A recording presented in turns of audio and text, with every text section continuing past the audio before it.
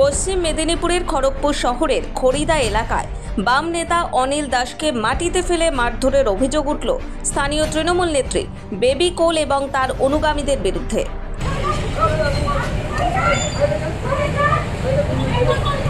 জানা গিয়েছে, অনিল দাস নিজেকে বাঁচাতে একটি রঙের দোকানে প্রবেশ করে এবং সেখানেও তাকে মারধর করে বলে অভিযোগ। রঙে সারা শরীর ভিজে যায় অনিল দাসের।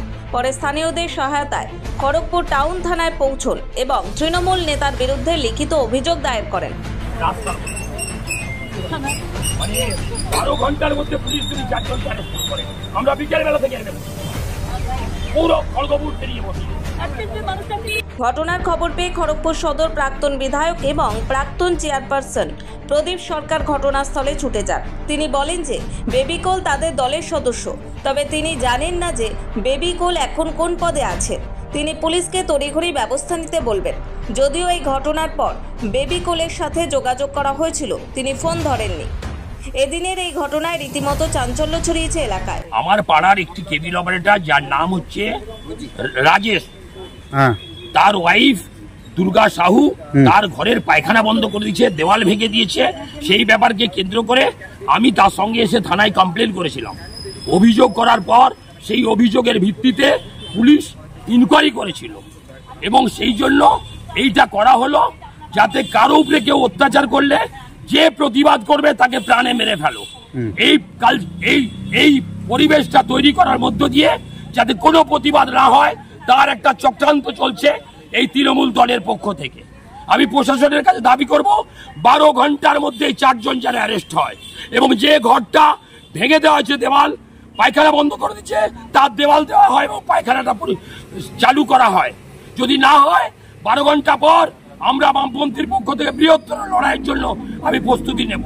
আচ্ছা, কি হয়েছিল? আপনি কোথায় ছিলেন তখন? আমি খড়িদা বাজার থেকে সোজা যাচ্ছিলাম বাড়ি থেকে।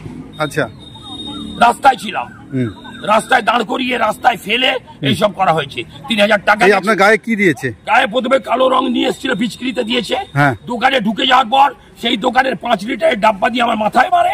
আমি হাত দিয়ে আটকাই, আটকানোর পর পুরো গায়ে শরীরে রং পড়ে। তারপরে দোকানের ভেতর থেকে টেনে হেঁচড়ে বের করার চেষ্টা করলে আমি বেরোইনি, ওখানে টেবিল ফেবিল ধরে বেঁচে যাই। তা না হলে এরম বেড়ে দিত আমাকে জীবনে। আচ্ছা, মানে কেন করলো ওই রাজেশকে? যেহেতু আমি প্রোটেকশন দিচ্ছি, মানুষের উপরে অন্যায় হলে প্রতিবাদ করছি। এই প্রতিবাদী চরিত্র, প্রতিবাদী মুখ এই দল থাকতে দেবে না। আমি জানি না প্রশাসন 5 দিন ধরে কি করেছে, কিন্তু আজকে যা করেছে তাতে এই দল যা খুশি করুক আর প্রতিবাদ করার লোক থাকবে না আগামী দিনে।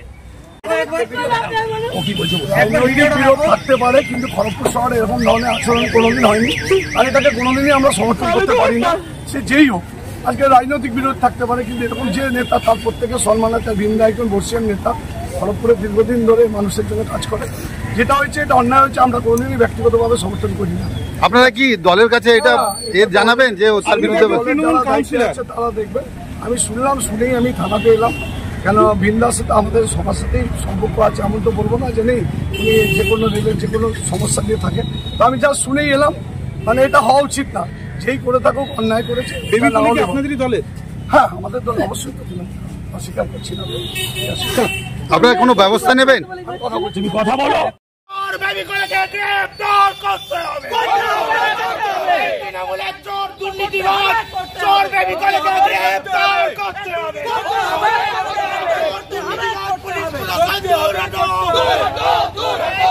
ব্যুরো রিপোর্ট, নিউজ দিগন্ত বার্তা।